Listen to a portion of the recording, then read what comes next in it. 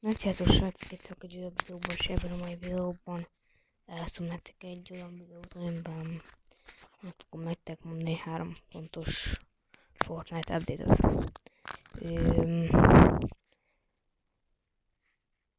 Azért nem volt videó, mert sokat a tanulni valóm. Boom, legszögeztem. Most arról szó, hogy van egy wrap, amit ingyenesen meg tudtok szerezni, és ez igaz, ez a kód. Ezt nem tudom mikor lehetett megszerezni, odaadom nektek ezt a kódot, nézzétek meg. Epic Games oldalán be tudjátok váltani. Következő hír, hogy Leklámnak lesz egy skinje, méghozzá free. Ezt már tudjátok szerezni majd a Capon, november 8-án.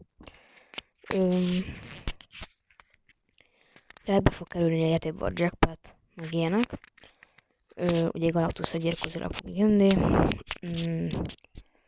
Be fog kerülni azt hiszem november 8 vagy 9-én a Ninja Skin a játékba.